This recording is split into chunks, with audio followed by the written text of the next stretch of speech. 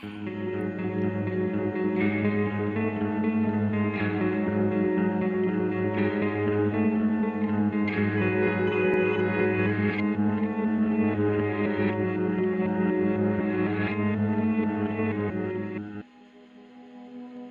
guys, welcome back to Spooky Tuesday, a weekly podcast where we're breaking down all of our favorite slashers, thrillers, monster movies, and black comedies on the new scariest day of the week. I'm Cindy Thompson. I'm Monica Height. And I'm Chelsea Duff. And Spookies, it's a brand new year. Oh my God. Are you feeling renewed? God. Are you feeling refreshed? Did you get your New Year's resolution in? I didn't. Did you get some smooches? Ooh, you smooch? You smooch? Have you done any reflecting? You guys been smooching? Yeah. You guys been smooching? You I've been been smooching. Smooching or reflecting? Reflecting while smooching? Hopefully not the last one. I think smooching is the perfect time for a little self-reflection. Do I like this? Honestly. How do I feel about this? What's this person's credit score? I don't know. Are their lips supple enough? Is this smooch financially savvy? Yeah. Right. Is this a There's financially savvy smooch? Is this like a smart economical decision? Exactly. In these times, you've got to be alert. In these times, it's more important than ever to evaluate every smooch. It's so true. It's so true. But you know, the holidays are over, and that's a little sad for some people, or some people are rejoicing because they hate them. Not speaking. Yeah. But either way, it's winter, and so you might be feeling a little bit seasonally depressed. The season dark might out. be depressing you. It's dark. It's incredibly dark. It's and getting oh my lighter. God. We are through the winter solstice, but Yes, still dark. I'm so still happy. dark. You Still could be dark. sicky. You can be sicky. We've got I'm some actively sickies sicky here right now. And guess who else is sicky? I'm getting Sydney. over being sicky. Chelsea's the only well one amongst us. So well, I saw you 2 days this week and you're sick, so It's a matter of time. We're staving it off. I did lick the inside of your mouth too while we were together. So yeah, you're as done. we do every time we hang You're out. done. And while we're doing it, I always think, is this a smart financial decision? She's reevaluating her smooches. I'm always like, is this wise? I'm typhoid Mary every time. So in case you wanted to know. But anyway, we know that you Monica, might what be. if it's bird flu? Shut Don't up. say that. It's not fucking bird flu. Don't Here's say the that. thing that pisses me off. I just got back from a trip where I was traveling for 24 hours and I wore my mask the entire time and Adam did not. And he's fucking fine and I'm sick. What the fuck? Call the police. Ain't that just the way? I think I got it from I think I was like getting sick as I got on the plane already. So alas. Oh. Fuck me. Anyway, you might be feeling upset because it's a season and there's depression. You could be sick, but luckily you could be regular depressed, but tis the season, you know. Exactly. But luckily, we have a very, very special event that has been going on for 2 months now.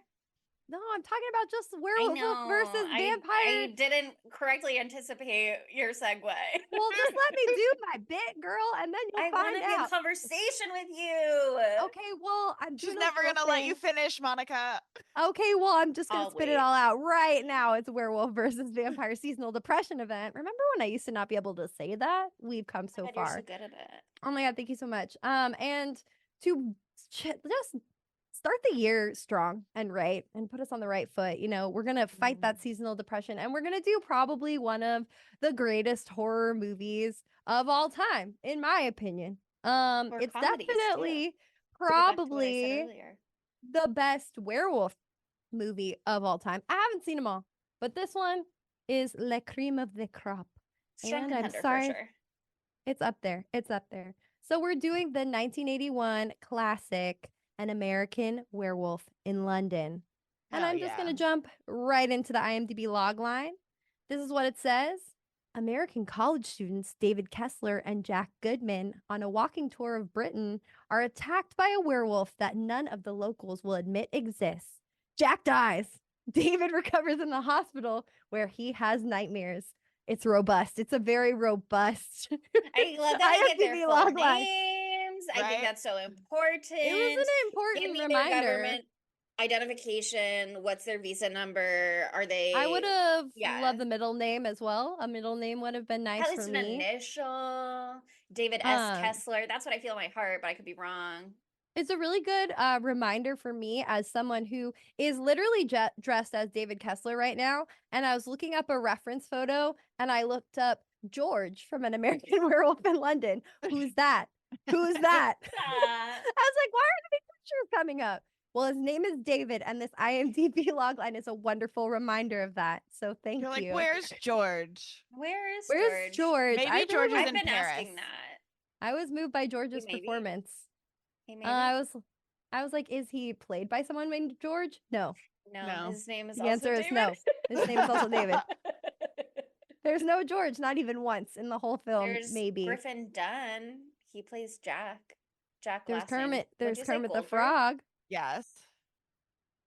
Jack Kermit the Frog. Goodman. Yep, that's important. Jack Goodman.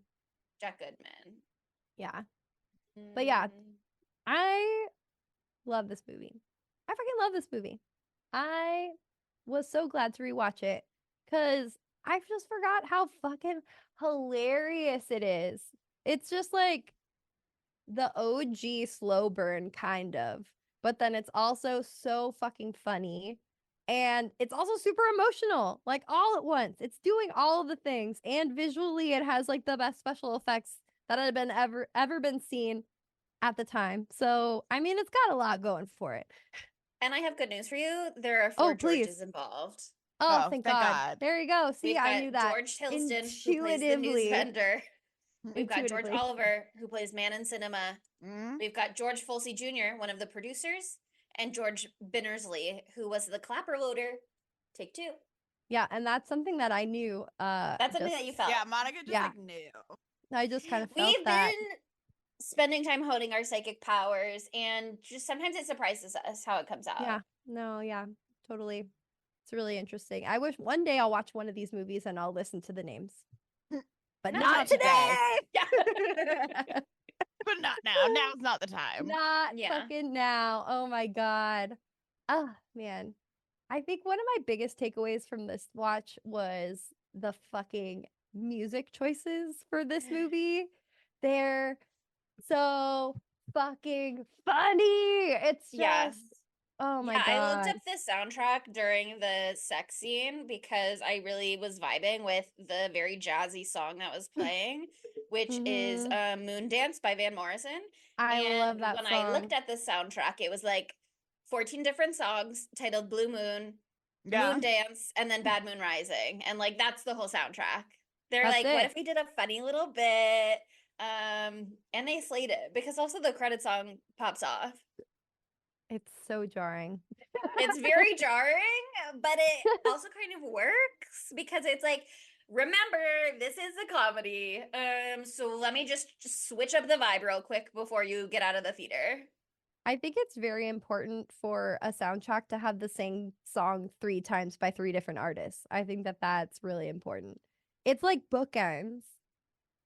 Blue Moon to start, Blue Moon for the transformation, and Blue Moon for the end. It's like a reprisal in a musical, you know what I mean? Exactly. But they did a little twist on it. Yeah. They don't want to be too on the nose. Very tasteful, I have to say. Yeah, nuanced. Nuanced to tell the truth. But I really felt a kinship to not George, David and Jack in this movie because I've recently been backpacking and there's nothing like backpacking through England in particular and being so just obviously American and you cannot hide it. They just stick out like a sore fucking thumb. I studied abroad and I was referred to as the token American, and these 2 boys are classic token Americans. And they also have a really cute friendship and a really great like immediate chemistry with each other as actors. There were so many moments where their hands were like nearly brushing where I was like, just hold hands, you're besties. You're allowed to do that. This movie is so gay, actually. It is. So I can't wait to talk about that. Like, seriously. I am compelled by the relationship though with beautiful nurse Alex. It could be bisexual. Yeah, exactly. Gay, sunset, bisexual. Yeah. Bisexual. That's why I related so much to David Kessler, and that's why I had to become him today. Bisexual king. Yeah. Jack, gay, but David, bisexual. Jack wants to fuck Debbie Klein so bad, though. I know. Yeah, it's true. That's the only thing he could talk about once he was a dead, undead When he was person. alive, when he was dead, when he was undead, his brain's on Debbie Klein's banging body. Yeah, so true. Also, okay, this is not something I would have picked up on my own, but I read things on the internet, and they're all linked in the fucking references in case you want to read them too. But they really, we knew this was going to go bad. This movie's going to go bad. It's about Americans traveling abroad. Oh, already bad. You seen Hostel? Not going to be good. Ruh-roh. And then also there's a werewolf involved. My God, they've got no chance. And he's American, but he's in London. Token American werewolf, am I right? Fish out of water. Seriously. But they really are doing foreshadowing and not analogies. What's a word? It's a word that I'm trying to say. Omens. True. It's like they show a thing and it means something. Symbolism? You know that one? Thank you. I've had a lot of Dayquil today. Actually, I haven't had enough Dayquil today. I took a Dayquil 30 minutes ago and it's 7 p.m. right now, so it's gonna be rough. But yeah, gonna transition so smoothly into that NyQuil later. Oh yeah. I got the liquid kind so I can just shoot it back. It's super important. That dose is gonna hit right at 11 o'clock. It's gonna hit so good. But anyway, symbolism, a word that I know well. Right from the get-go, they're doing the most obvious thing ever that did not occur to me. Again, this is not my thought, but they're classic lambs to the slaughter at the beginning of the movie because they literally roll up in the back of a truck filled with sheep and they get dropped off in fucking Werewolf Town. And what's the name of the slaughtered pub? lamb? It's also a little bit giving wolf in sheep's clothing, you know what I mean? Because they're amongst the sheep, but danger. Oh, and he's gonna be a wolf. Yeah, and they're wearing presumably, I was gonna say down jackets, but that would be geese. Yeah, these are wool sweaters, feathers underneath not there. Wool. Yeah, probably a wool sweater as well. Very true. I just loved the aesthetic and everything that happened in the fucking slaughtered lamb, though. It just so funny. Them walking in, being completely out of place. I'm obsessed with the costuming for all of the British people. They just look so twee and cozy. They're wearing so much fucking tweed. It's crazy. I'm wow, I need to be wearing that. The hat. Oh, I have a hat like that. You would have a hat like that. I gave it to my grandpa. This is sad. Should I say it? I'm saying it. I gave it to my grandpa. I got it at the Guinness storehouse. I gave it to my grandpa and then he died. And so now I have it again. But I could wear it. You to have it, I think. Exactly. It says Guinness on it. It's very swaggy. If I ever decide to change everything about me and become a little British newsboy, I'm ready. I think it could be the vibe. No, yeah, I feel like you have that in you at some point. Okay, did I not? You got that little mad lad in you. The little boy from the zoo scene with his little high socks and his shorty shorts and his little hat. I was outfit. Oh, that outfit slays. You're inspiration, Pinterest. I was wow, okay, save George. That to my mood That's board. George. When they used to That's on my 2025 vision board. I'll tell you that. Little shorts and socks. The beginning, I mean, I love the bit before they get to the pub as well. Because I love when they're just being besties on the moors, even though they're being literally such dumb bitches because the sheep farmer driver guy was stick to the road, keep off the moors, and then they immediately wander straight onto the moor, and then at one point they look up and they go, we're on the moor, and it's you walked off of what are you thinking?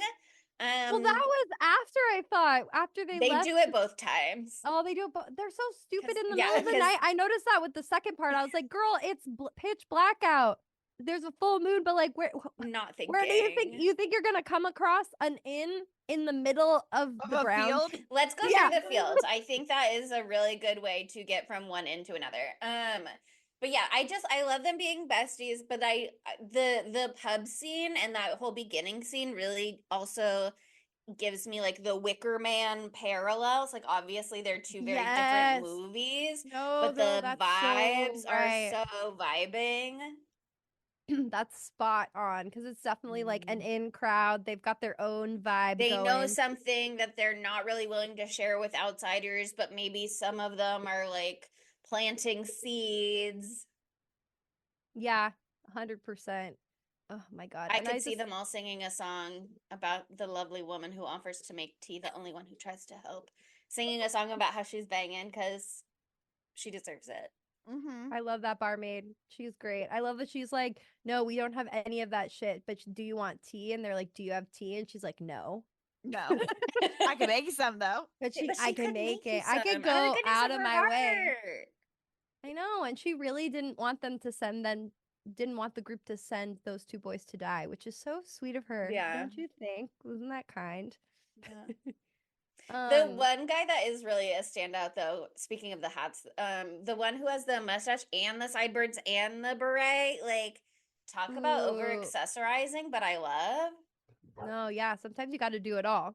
Sometimes you're maximalist vibes, okay? It's important. It's important to do it all sometimes. I also could not believe the whole Alamo story, like how that all that was like the craziest riff ever. I was like, okay, we're bringing up the Alamo.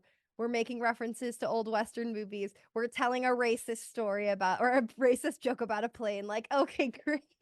It's going wild. It's going really well. They're bringing up how Americans are racist against Mexicans, which, fair enough, take your shot. I don't really know how in a position Brits are to be making fun of Americans, but I think it can be a mutual volley back and forth. I think there's hate to go around. Of course. Yeah, there's definitely enough hate. But them starting by mentioning a movie theater where everybody dies and it's very bloody was like another example of that like cyclical storytelling. Totally. They're doing a lot of tongue-in-cheek foreshadowing here, which is hilarious. And I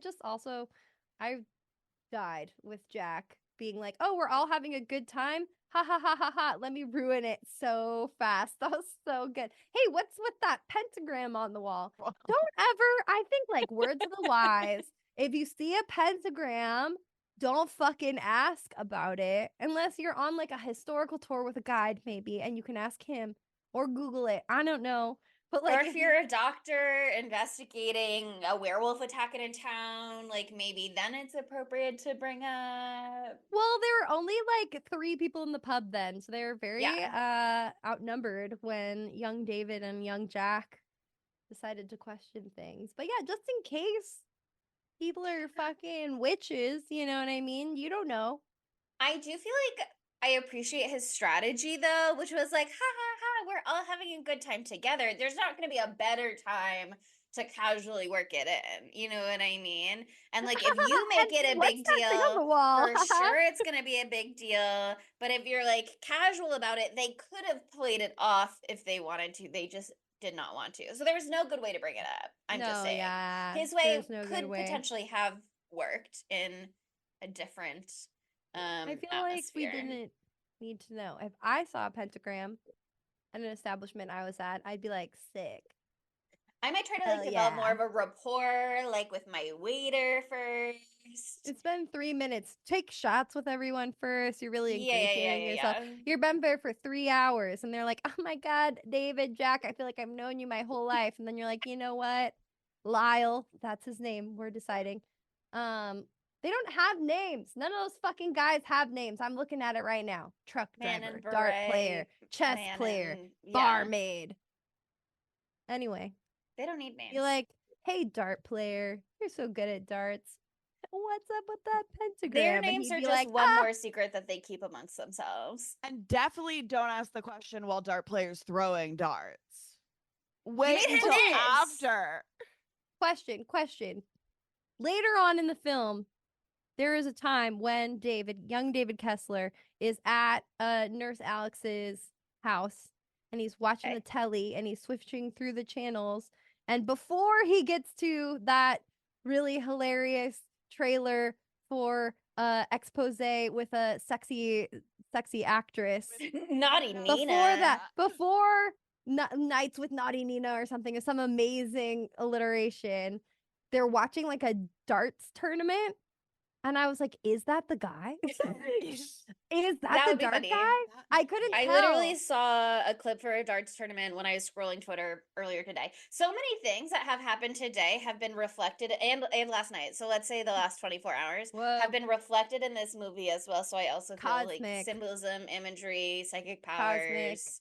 I was watching Psych last night, which is also relevant to psychic powers, although nobody actually has psychic powers in the show. That's a spoiler about the premise. Whoa. But I was watching an episode where somebody thought they were a werewolf, and they were a werewolf for 3 nights because there's the full moon and then the night before and the night after where it's like full enough, which was relevant in this movie because he had 2 nights of werewolfism. And then the episode after that, there's randomly An American Werewolf in London poster in a character's apartment behind them. And I was like, this show is telling me to stop watching Psych and to do my spooky homework right now. I wonder if John Landis directed that episode, because I was just looking at his IMDb page as research for this one, and I saw he did 3 episodes. So I wonder if that was one of them. Oh, that'd be crazy. That'd be a so fun funny little Easter egg. Yeah. He's incredible. But yeah, I don't know if that's a thing. I was trying to look it up, but there's a lot of things that happen in this movie where I was like, symbolism of this, nothing. There's nothing on the internet. We'll never know. I'll bring up all the things I don't know what they mean, and maybe you guys can tell me because I have no idea. Okay. But yeah, I think that they did a really good job, even though this movie is a horror comedy. I do think they do a good job of like building dread in this movie too, and then like breaking it with levity and stuff. And the characters are so lovable and silly, so you get a little break every now and again. But I do think it was still alarming, and very folk horror-y. Where like as soon as they leave, like everything with them leaving the bar, being like, you can't send them out there, don't send them out there, and they go out there anyway, and then they're like, it's murder if you send them out there. Just all of that like ominous talk. Yeah, and they're like, it's maybe the rain will save them, maybe the rain will be the thing that saves them, and then when we cut back to them, the rain has stopped. So like oh yeah, it's the rain has stopped, and then immediately they're like, oh, it's gonna be fine. It'll probably be fine, right? It'll be fine. And then immediately they hear whatever the sound. Okay, that was a fun fact that I learned about this movie, if I can find my notes. Okay. Hold on. I've got about 400 tabs up. Okay, I found it. It's at the beginning. Okay, so John Landis went crazy making that sound to make the sound of the werewolf. Oh, he did it himself. Yeah, it's actually made up. So this is a quote from him. He said, so that wolf howl you hear was actually made up of about 9 different sounds, including a wolf, a lion, a panther, and even a locomotive. The other sound you hear after the first attack out on the moors was actually a pig farm recorded from a distance. It was just something to make the audience say, what the hell was that? Okay. That's commitment when you're like, okay, just a wolf isn't going to be enough. No. That's going to sound like a wolf. I need a werewolf. I need a pig farm from a distance. That's what really separates it. Okay, that kind of reminds me. Yeah, I don't remember off the top of my head all of the various sounds that were used, but that reminds me of Jurassic Park and how they like slapdash together a whole bunch of different spooky sounds for that. Yeah, and specifically this one bird. And if you hear that bird, you're like, whoa, what the fuck? It's a velociraptor. Whoa. I don't know which bird, though. I think it's this giant, like, there's this terrifying bird, and I cannot think of the name, but I'm obsessed with it. It's like got this gigantic with the big horned bill. And it's like gray. And it's terrifying. And it's like, looks like a dinosaur. Yeah. I tried shoebill stork. It's a shoebill stork. Yes. And additionally, I tried to look up big giant bird velociraptor, and I spelled velociraptor so wrong that it brought up the 2018 film The Velocipaster. Great film. That's related. Cinematic. Anyway, that's also, I assume, about a transformation. Yeah, or a hybrid or something. I almost watched that movie once, actually, but instead I watched a horror movie called Butt Crack, which was horrible. Don't watch it. Oh. We were like Velocipaster or Butt Crack, and we chose Butt Crack. Big regret, honestly. And you chose wrong, I guess. Huge regret in my life. It was funny for about 2 seconds. And then you had to watch another hour and 28 minutes of Butt Crack. Luckily, it was really short, but yeah, it was at least an hour. 16 minutes. Exactly. How did you know the runtime? Have you seen Butt Crack? Stop. I just Crack? feel like might be the story of my life, but I don't know for sure because again, I haven't seen it. Oh my god, I hope not. It could be. Could be the story of my life that hasn't happened yet. I hope not. I hope for you that that's not the case. Though I've deleted many of the memories from that film. But anyway, An American Werewolf in London. Just that whole first scene, I think is just the whole first attack scene is like a perfect mixture of comedy and like actual terror. Because it's just like, they're so stupid. They are so stupid. I can't believe they go off the road. I'm like, are you the dumbest men alive? And then they're like, oh my God, I'm off the road. First of all, why are they on a walking tour of England? You go on a train. My God. I have a friend that did like walk the Highlands one time, and she like would walk during the day and then stay in at night. So like I feel this could be relevant to that could be like their plan, you know what I mean? It's just that the slaughtered lamb was like, you can't stay here and we don't have any hot foods or beverages, and also we hate you. It's good to have like be flexible, but it's better to have like a little bit of a plan, you know, to like make sure the sheep farmer. It was the 80s. I know, but if they like dropped you could make off your online reservation. If they dropped you off in a swath of land that was like 60 miles before you could get to an inn, then you're gonna die of exposure. Right. That was my thing too. They like leave this town and it's like, okay, babes, how do you know when the next town is going to be? It's dark and now it's raining, and we're just hoping and praying and thinking about Italy one day. Right. Jesus Christ. We're so dumb. Too. Yeah. Like men are so dumb because a woman would never do this because she'd be like, can't be out at night, but I'd be murdered. Right. Yeah, 100%. The braveness, good for them, but then they die horribly.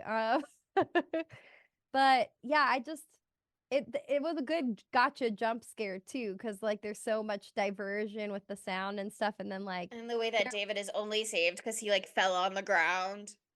Yeah, and then David like fucking ditches Jack immediately and leaves him to die, which like he did hardcore. Are you gonna be able to fight a werewolf? No, unless you're Van Helsing or Kate Beckinsale in Van Helsing. Yeah, you're gonna have a hard time. Or Kate Beckinsale in Van Helsing Underworld, because that didn't work out for him, you know. No, exactly. He became a werewolf. But yeah, also Kate Beckinsale in Underworld as Celine. That's another person who can fight werewolves. Just linking a list of her roles that we've covered. Yeah. Very important. But yeah, I mean, and it's so gruesome. Like the gore is goring here. It's beautiful. And the way Jack's last words, again, not really his last words, I guess, because he does keep coming back, but his last words being, "It's killing me," like, woof. Big woof. Big woof. Big woof. Oh, literally. My God. Yeah, and he comes back even though it's too late to save him. David does, and then gets got himself. I think one of the coolest shots of the movie is when like those townspeople or policemen is what they call them come and shoot the werewolf, and you kind of get the perspective from David's perspective, and he like turns over and he like sees Jack maybe, and then he turns to the other side and you see the man who was the werewolf, naked and pale and frail with these like bright red gory wounds. It's just like super shocking visual. Oh God, I mean, we can start talking about him now. Rick Baker slayed so fucking hard, man. Oh, I love practical effects. I love it. And this is literally the master class. Like, it's so, so cool. I mean, most people who would listen to this probably know that like this is the movie that's, I don't know if this movie like started it with the Oscars, them having a best makeup category. I don't know if it was It's just this movie. Is it literally because there was other stuff because of nominated? This movie. It was started because of previous movies that the Academy felt like should have been recognized, but the category didn't exist. So they created the category. IMDb trivia specifically mentioned The Elephant Man. Yeah. And then there was another movie from 1964 that got like an honorary Oscar after the fact. But this was the first year that they had the makeup category at the Oscars. So this is the first winner. Exactly. So this is the first winner, and it is so deserving of and he that. was the youngest guy for a really long time, youngest person to win that Oscar as well. Do you know Until, how old like, he Chronicles was of when... Narnia, he was 31, I think. Oh my gosh. Wow, look at that. I'm 31. Oh, maybe I'll win an Oscar I was gonna say, this year. I'm 32. Well, never too late, okay? We'll never beat his record. Maybe they'll create an Oscars category for something we do. You never know. Maybe. And then at least for, if we get it first, at least for that 1 year, we'll hold a record. Pretty big. But yeah, I just think this is total madness and total brilliance on Rick's part. It's really cool. I think that the lore with having Rick on this is really interesting too, because Rick and John Landis had worked together before on one of John's films called Schlock, which I have not seen and I don't know anything about, but Rick did the makeup on that. And even back then, which was at least a few years prior, I'll look it up, they were talking about An American Werewolf in London, but John Landis wasn't nearly as, it was a set 1973. Oh my God, Rick loves to do a movie with a monkey. I swear to God, he loves. Yeah. Oh, I recently watched the 2001 Planet of the Apes, which he worked on. Yeah. Oh my God, I love his Planet. I haven't seen them, but I've seen like, I've been to like his old studio. I don't think it exists anymore, but he had like all the old stuff that he had worked on over the years, and so he had like his apes and stuff. And then most recently, this was this past year, right, Chelsea? His family every year like does Halloween crazy Halloween makeup thing where he does the like prosthetic makeup on like his children and his wife and his children's fiancés now, which I was excited about. And this year they redid Planet of the Apes, and it was fucking awesome. It was so cool. It was the second one. Yeah, it was. Yeah, the one where people take their face off. I don't fucking know. I don't know. I'll explain it to you. Faces were off. Faces came off. It was crazy. It was disgusting. I loved it. But yeah, so they worked on it way back then, or talked about it way back then, and Rick was like, well, I'm interested in it, so you let me know. But then like there was a lot of wait time, at least almost 10 years. And Rick was like, okay, well, I've been thinking about werewolves for 10 years. This is not a direct quote. And so he actually signed on to The Howling, which was another werewolf movie that came out, I think, the same year, right? I think it also came out in 81. Because apparently 81's a big werewolf year. There's also a third werewolf movie that came out this year. And then John Landis got the go for An American Werewolf in London. Oh my God, video of Schlock is playing on IMDb, and it looks preposterous and insane. Had to turn it off. And so then they had a heated phone conversation, John and Rick, where John was like, what the fuck? Come work on my movie. We talked about this. And then I thought we were doing werewolf movie. Yeah, what the fuck? Now you're gonna do it with somebody else? This is exactly what happened, of course. No. And then Rick quit The Howling. And he gave it to one of his proteges. So one of his proteges worked on it instead. And then he came over to An American Werewolf in London and did such an incredible... 31 and already have proteges. Well, just someone that like worked with him a lot you know, like they're like maybe his like main guy. But apparently on this movie, on American Werewolf in London, his crew, he had like a 6-person crew, not that many people. And it was like mostly people that were like his fans that had like written in to him from all over the United States, being like, I love your work. Can I work on the movie with you? Yeah. That's so interesting. I That know. must have been like prep work or something, because IMDb trivia said they were only issued 4 visas for Americans to work on this movie, and they didn't even want to issue the 4th one for Griffin Dunn playing Jack. They were like, you can find an American who already lives in England to make that movie with you. And then John Landis had to be like, we will change the name to An American Werewolf in Paris, and we will shoot somewhere else. And then they went, okay, you can have it. And obviously that also laid breadcrumbs for An American Werewolf in Paris down the line, but so fucking funny. I want to see that one. I heard it's preposterous. 1997, I think, so big gap. Big gap. Big gap. I heard it's silly, but like worth it the watch. So well, this one is silly, so that We makes love a perfect silly sense. I know, but like movie. stupid silly. This is smart silly. Oh. You know what I mean? Yes. There's a difference. There's a difference. But yeah, so a little bit of Rick Baker lore. But yeah, we're big stands of Rick here. Hee hee hee hee hee. I love it so much.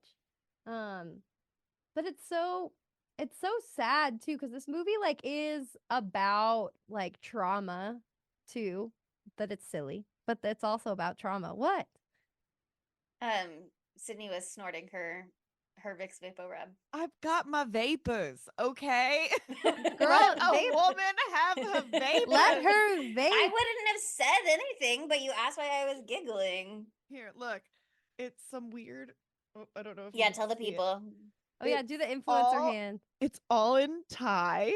I found these on TikTok and then ordered them on Amazon, and everybody was like, "Yeah," and it just smells like Vicks Vapor Rub without it being sticky, and you can huff it, and it's the But it's got only a thing cute bird on it too. that is keeping me to be a person. Breathing. But sometimes you'll accidentally touch your face to the thing, and then your face will get tingly. Oh my god. Send me the link, girl. I need that shit. Honestly, need I to will, clear because myself it's out. worth it. My mom stole one of them. It comes in a pack of 2. How dare she? Wow. Unless she's sick and she needs it, in which case, good for her. No, she just loves the smell of Vicks Vapor Rub. But yeah, I mean, once we get to the hospital, things are pretty sad still too. I mean, it's really sad because that is, as we just discussed, that's David's boyfriend Jack, who just died. Mm-hmm. And it's a tragedy. And then he has to find new love. He's so confused. He's falling in love with Nurse Alex at the same time as grieving his past lover. Oh my god. And I think it's he really also interesting. just has like a really rude awakening, because Literally they're like, "Hey, girl, your bestie's dead," and Mr. Collins is there being like, "Hi, I'm Mr. Collins, and I Mr. got to the embassy for you," or whatever. And he's coming in with like this crazy rancid energy where he's like, in my notes, I have the :D emoji. That's just like, you guys remember that one? That's his vibe. It's energy. Crazy. And he's then like, why are you David, freaking out? David is just in a violent attack and his friend is dead. And Mr. Collins is like, these children are so ungrateful for any help. Like, what energy are you bringing to this healing room right now, Mr. Collins? I need you to go. Yeah, and also before that, while he was asleep, the fucking redhead green eyeliner nurse has been looking at his penis to see if he's circumcised or not. I have to, in my spirit and my heart, assume that a sponge bath was necessary. Yeah, he was asleep for 3 weeks. Yeah, I have to just, in my heart, go, there were medical reasons that she wasn't peeking under his blanket just to see what his dick looked like, but she was in the vicinity of his dick, and she was like, I have to be giving him my full attention, medically speaking. This movie is so funny with that, because it's just like, let us establish that our main character is Jewish in the weirdest way we possibly If you didn't get the vibe that these are nice Jewish boys from New York, I'm going to have to tell you outright. And I'm going to tell you that they are, or at least one is circumcised. Thank God. And then the other how girl would has we to go, ever that know? doesn't mean anything. That doesn't mean anything. Everybody's circumcised these days. And then it has to be like, but to be clear, they are still Jewish. Yeah. They are still Jewish. It's very, very clear. Yeah, and also like when he gets, I love the doctor in this. I think he's very sweet and he goes out of his way, and I think he's handsome. I feel and like very he could be a British, George. blue eyes. Mm. Giving Big George. Do we have energy. a first name for him? He could just Not be Dr. not one something, that I could know. Not one I could know. Who's to say? He's like, Doctor. prepare yourself. I need you to prepare yourself. That's not gonna prepare anyone to hear that their best friend is dead. His name is Dr. J.S. Hirsch, I think, but we J don't know how for he's spelling George with a George J. could be spelled with a J. There's a guy who is on 90 Day Fiance who when I was working in entertainment media, I thought his name was Jorge for a long time because that's how it's spelled. And then I found out his name is George. And that's just how he spells it. He spells it Jorge. So that's hard. Hard for him. Oh my God. Yeah, it's so clear that Nurse Alex and David have vibes like from the first second. If you're gonna wake up and find out that your best friend is dead, at least you wake up also and find that your nurse is really gorgeous and she's super nice and cool. Yeah. And you're gonna love her, so it's fine. You're gonna fall in love with her really quickly, but it makes sense. I believe their love story. I think it's gorgeous and stunning. I wish she was a little bit more developed, and also she doesn't pass the Bechdel test. No, yeah, they're talking to when she talks to a woman, it's about his dick. Yeah. Yep. Or like that's it. Like and that they woman only talk about I don't know him. that. Actually, I think she does have a name. I think it might be Susan. Did we say that? Yeah, like she technically has a name, but she's not like a main character. Yeah. They could have made Benjamin the little boy a little girl, and then they would have passed the Bechdel test, but alas, they didn't. Sexism. Oh, what was that? Yeah. What was up? This was one of my questions. Meaning of Benjamin in An American Werewolf in London. Nothing. I think to establish that she cares about her patients and loves to develop a relationship and a rapport with them, even when they don't necessarily have free-flowing open lines of verbal communication. Because all Benjamin really says is no. Which I love for him, but he's so cute. It's stupid. Yeah.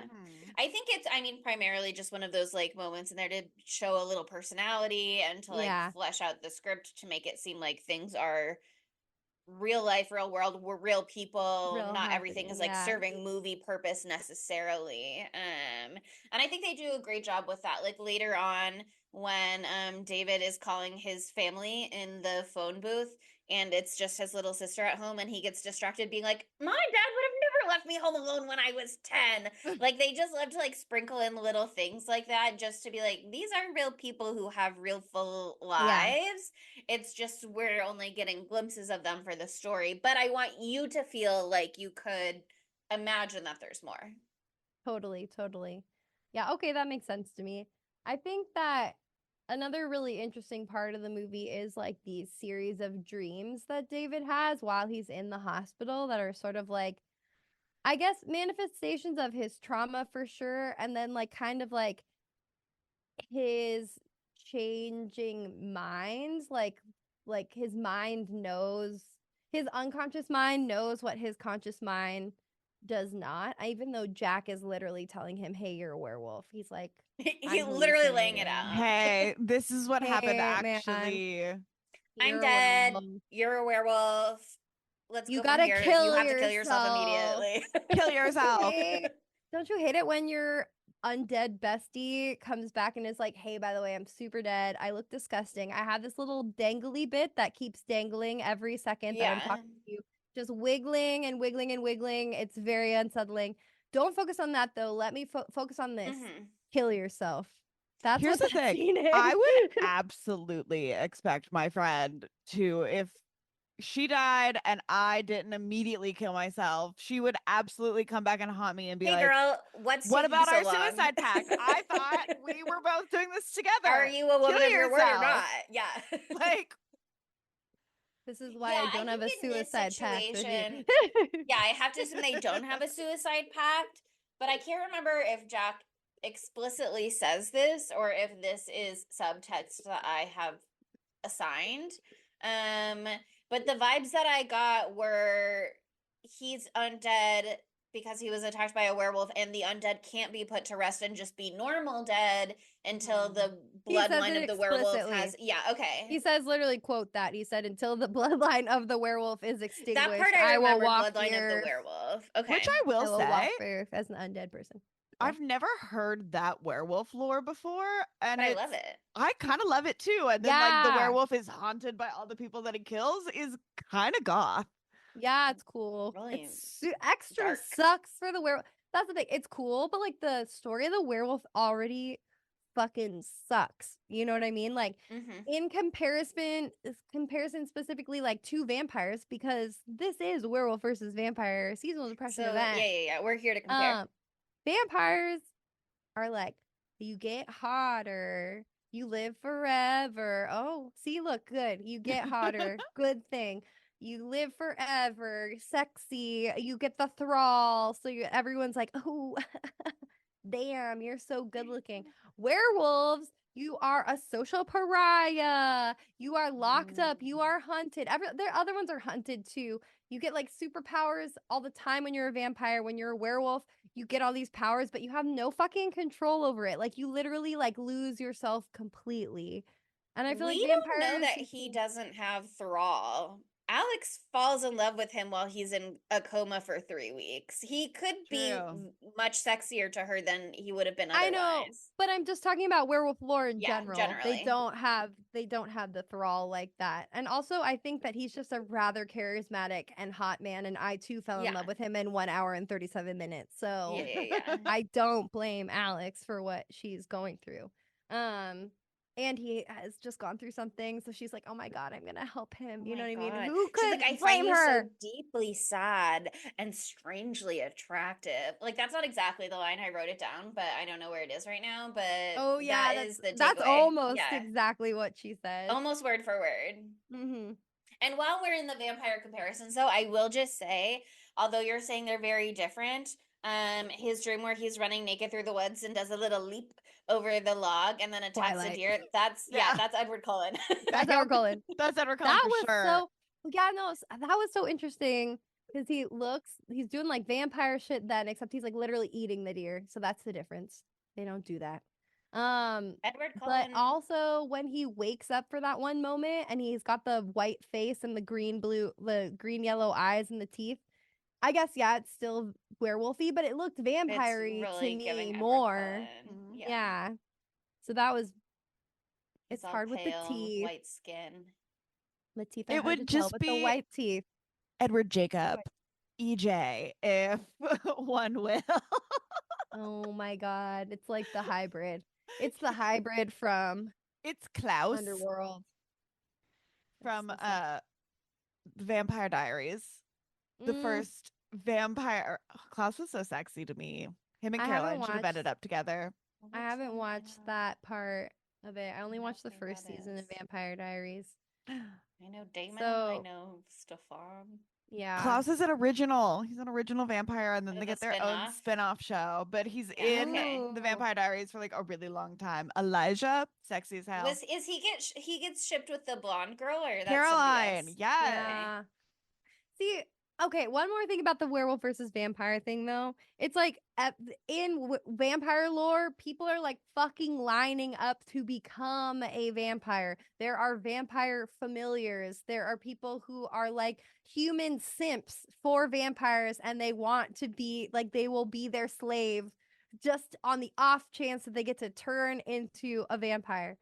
There's nobody doing that for werewolves. Nobody wants to be a werewolf because it's something that is done to you against your will. So I just think it's very interesting. You have to, it depends on what kind of vampire, right? Like, or not vampire, werewolf.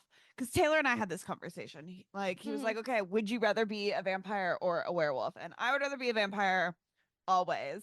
But he was like, I don't know. I feel like a werewolf would be cooler. And I was like, okay, but no control. You have no control over your like transformation. it hurts. That can't be fun doing it. Like, Mm-mm. do you keep your mind? Because like half of the time, like most of the time, you have to like you black out. You don't know what you're doing. Yeah. You could kill your best friend if he came upon you. Whatever. I tried to quote Harry Potter. I don't know. Right. I didn't do it right. I was like, what? Yeah, I do think in this movie, this could be a good space for someone who's sort of morally gray if they have to be a monster, because like when you're a vampire, like you're saying, you are in complete control the whole time, but if you have any sort of Twilight-esque moral compunctions about killing people, that's tough because you got to be pretty present for it the whole time unless you find a workaround like they do. Whereas David in this movie, he's got his wolfy night and then he wakes up the next morning. Yeah, he's naked in the wolf cage and that's a little alarming, but he feels like he's so exuberant. He like comes home, really he's like, is. I'm slaying. You won't believe this crazy thing that happened to me. It was so silly. I stole a balloon. But I'm feeling myself. I'm really just kind of like chilling and hanging out. Like the coat that he wears is incredible. That red coat. He looks so good. He looks so cute, and I love that coat. It's a great coat. I just want to say, I know I texted y'all earlier about this, and I was talking to Taylor too because we watched it this morning, and I was like, I love a good late 70s, early 80s pubic hair moment, you know? Yeah. It's actually very important that we see his dick for half a second. Just like a little bit. Just like a little glimpse. I could have had more dick in this. A this. lot of pubes. They couldn't show you more dick. John Landis wanted to show you more dick, but David Naughton, who plays David Kessler, not circumcised in real life.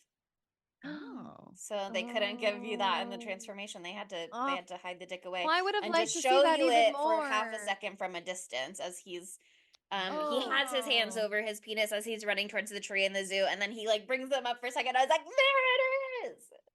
Okay, wait. Speaking of dicks and circumcision and blah, blah, blah, before we move past the hospital part, and we talked about the dreams for a second, but we didn't talk about his other dream that he had. He had the sexy Twilight dream, and then he had the dream that had the Muppets in it. So there's a lot to be gleaned into this, and I don't know enough about it, but did you know that was, those were werewolves, Nazis? Those were werewolf Nazis that came and shot up his whole incredibly Jewish family. That scene is so interesting. That is interesting. I didn't know they were Nazis. I didn't realize that at all, but now you can totally see it when like watching it again because they have the helmets and the type of guns that they had and the outfits that they're wearing and stuff like that. But I thought it was so interesting because I was like, what is happening in this dream? Like there's the Jim Henson literally voicing Kermit and all of that, and this Piggy scene happening on the television, and then it like zooms out to the whole family. They literally have like 14 menorahs on their mantelpiece. They have like an insane amount of them. Like they're like 6 all in a row, or maybe they might have been Hanukkahs. I'm so sorry. It was a quick shot, but I was like, all right, they're establishing that they are not just Jewish; they're very Jewish. They really want everyone to know Jewish. they're really observant. Jewish. And then the werewolves come in and they're like so crazy looking. The monster design is very, very interesting for this one. Rick, love it. These masks I've definitely seen in his studio, and then also he like posts these ones in particular on his Instagram a lot of the time. So I was like, oh, I really recognize these guys now. But I did not know they were fucking Nazis. And isn't there, what was it? There that commercial or trailer in Grindhouse. Oh yeah, something Nazi werewolf women of the SS. Yeah, so that was a reference to this. It must be. It literally must be because this came much, much earlier. But yeah, I don't really totally understand the symbolism of that, but I think it's like, well, okay, here's an idea that I had, but I don't know if this holds weight or at all.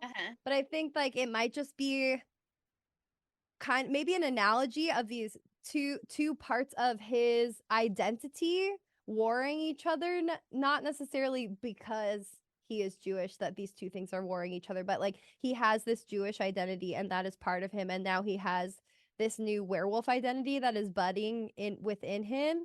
and it's gonna like kind of like take over the rest of his life, like destroy the rest of his life and his past, and be the forefront of his life now. I don't really know if that is exactly the intention, but that's sort of what I was thinking. But there feels like something to exterminating the bloodline also that feels relevant with Nazis and Jews and totally vilification of Jews. I could see that. We're reading together before we started this episode this article that we didn't get to finish, but it's from a website called Jewcy.com, JEWCY. Loved that. Yeah, love it. And it's about like this interconnectedness between werewolves and Jewish folks like throughout history and folklore. So there is a connection there. And so like it starts off by like joking about the werewolf bar mitzvah spooky scary, how everyone was like, that's hilarious, that werewolf SNL thing, what a crazy thing, scary. Oh, it's 30 but then Rock, they were actually.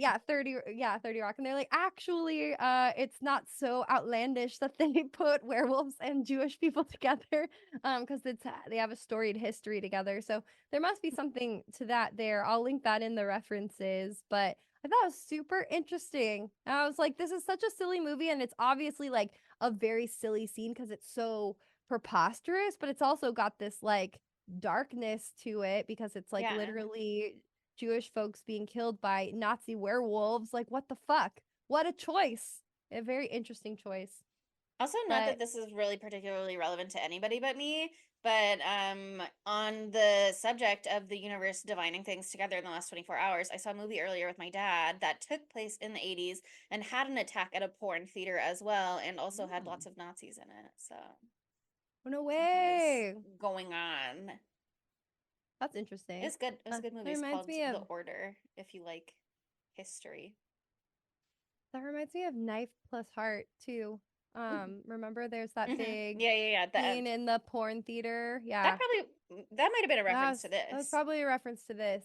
There's a lot of fun horror references in this movie, or just little Easter egg things. I was trying to find like an article that'd be like, here's all the little things, because there's so many posters in the subway scene. Thank you. Yeah. And there's one in the tube. Okay, hold on. Giallo, where mirror is weapon. There is a poster for a movie that maybe we covered. What is the one? It's like a man in a mask and he has like a piece of glass in front of him. It's not Prom Night. I thought we'd covered it though. That kind of sounds like the Prom Night poster though. It might be the Prom Night poster. The one that we watched with Claire, Sunday Scaries, maybe is what. Yeah, no, it is. It is Prom Night. When did Prom Night come out? Also the 80s, but I could be 81, 82. Prom Night. Maybe 1980 on the dot. Yeah, 1980. Mm-hmm. Oh, okay, yeah, that's what it is. It's totally what it is. Prom Night poster, red. Yeah, it's the Prom Night poster is all over the fucking subway. It's crazy. I was like, wait, I recognize that. I was looking at some of them because I really clocked the porn one in the background and was like, so interesting that they would have this here. And then it did circle back around at the ending. And so I was like, oh, okay. So that was like very much like a little Easter egg for me to be like, what? Also, I don't know if you knew, but the entire time that I've been saying see you next Tuesday at the end of the episode was actually a weird reference to An American Werewolf in London. Because it says see you next Wednesday. Oh. Chelsea's like, what the fuck are you talking about? No, yeah, it says see you next Wednesday, literally all over. Oh, no, I'm not looking at it either. What was the name of the porn? Was it literally see you next Wednesday? It was like an orgy. A 16-person orgy or something like that. There's always an orgy. Now, this is where that could have been gayer. Oh, yeah. 100%. 100%. Okay, well, before we get onto his rampage, though, we have to talk about the transformation scene. Essentially, what we missed is that he was in the hospital, and then he gets discharged from the hospital, and then he goes home with the nurse, and they have passionate lovemaking in the shower, where they just kind of gnaw on each other's shoulders in the shower for a while. Yeah, and I like that. I loved the shower scene. I loved that. There's a lot of gnawing. Whoever coordinated or choreographed this sex scene, have they ever had sex in a shower before, do you think? They weren't even having sex. Sometimes They're just doing it's some not sensual about a touching. full-blown fucking. They got home first thing. They had that Gotta one get little the smooch in the hospital off 'em. hospital. But then they came home and she was like, "Do you want to watch TV while I shower?" But she'd already just been like, "I find you sad but desperately attractive." And he was like, "I've got a little idea." And you know what? He was a genius for that one. Yeah. Sometimes you just want to have your nude body under hot water with someone and lightly lick their shoulder, and Literally, you should be able to never do that. me. I never want a second person in the shower with me. That is something where I'm like, this is my time. You I can hear sit you. and watch. Get As out. long as you're under the hot water, though, I think No, it's nice. I don't want them there. But I at don't ever all. want to be standing in the cold. No, but I do not want a second Not body for me. unless I'm like washing my dog or something like that. I'm like, no. When I'm rich and famous enough to have my own house, I will have a very fancy double wide shower that has 2 shower heads. That is perfect for this sort of thing, because I do love that, but it is not something that is feasible in the current situation. So one day we aspire. Yeah. But I love their intimacy scene. I also loved, before the intimacy scene, I love when they're on the subway together going to her place and they're just like squished in amongst all of the punks. And that leopard print hair punk is just doing long extended makeout.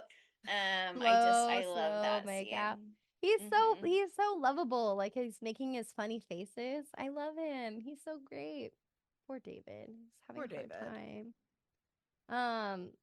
But I think that the whole lead up to his transformation is super hilarious too, because he's like got no fucking clue what to do with himself. His best friend Jack has come to him like 3 times now, being like, "It's so fucked that you're gonna have to kill yourself, but you literally do, and but you need to do it."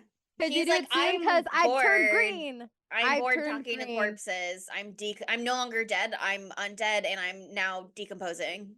I thought that was a brilliant choice to have him be decomposing. To get deader and deader and deader. Yeah. Yeah. The makeup on that super cool. Looks so good. It looks so good. I love these green and disgusting. I love by the last one, he's literally not him anymore. It's like an animatronic of him. And when you look down in that first zombie one, and you see like the tendons in his hands moving. Yes. Oh my god. Very slay. So disgusting. But I just love like the whole scene of David like pacing around the house. Yeah. I love him like pacing around the house, like so bored. Like, I love how he's like, "I'm not hungry still." See, another bad thing about being a werewolf. The one good thing I was going to say is that, you can still eat human food, unlike vampires that can't, which is the one reason why I wouldn't want to become a vampire, because why live forever if you can't eat every food? That's just a side note about me. But he doesn't even want to eat. He doesn't want to eat anything. And he's pacing around. Also, sad thing I have to point out, Nurse Alex is maybe a Disney adult. Oh yeah, the little Mickey. There's like 4 Mickey Mouses in her room. I stared at the room a lot. I was like looking at the set dressing to see if there was interesting things. She's got a Donald Duck and like 3 Mickeys. And I'm like, okay, girl. Something to think about, but don't think about it too hard, because we still love her. Don't think about it too hard. Yeah. But I just thought it's so funny that like he's finally like found something to do. He's reading his book and he's just like, da da da da. Like literally a split second change to the transformation scene. It's so jarring and like, fuck. This is the most disgusting thing ever. And it's still so disturbing, like even watching it in 2025. It's 2025, as we all know. It is. It is 2025. And that's true. And that's true and not a lie for us right now. For you, it's true, the listener. And that's all that matters. The hands, like all the stretching. It's brilliant. The fact that the music is still so cheery during this scene too, and that it goes on for so long, and that you get a shot of Mickey Mouse as it's all happening, like Mickey has to brutal. stand there and watch it all go down. Rough. Apparently, per IMDb trivia, I don't know if he was talking about this scene or another scene, but Rick Baker was upset that John Landis did like one single 7-second shot of the face transformation because he worked so hard on the face transformation, and he was It like was 7 this scene, seconds. yeah. That's it, you little bitch. Flavor on that, quote my own. But then he was in a theater watching it with people, and people like applauded during those 7 seconds of transformation. And he was like, okay, I guess sometimes when you get it in one go, you get it in one go. You don't have to keep trying. Yeah, it was literally perfectly done. And like I think it was just enough because you get so many long agonizing moments in that. Like I love that one moment where he's just breaking the fourth wall and staring like directly into your eyes as the viewer. It's like screaming in agony. I love that part so much. I love the way, well, I love the hands, I love the feet. I love that he like that it's so segmented how the transformation happens. It's not like his whole hand changes at once. It's like the palm extended, but he still has normal fingies, and then later on he gets the claws. Yeah, and then I love when he's on his back and it's very clear that his torso is his body and then the bottom half is not.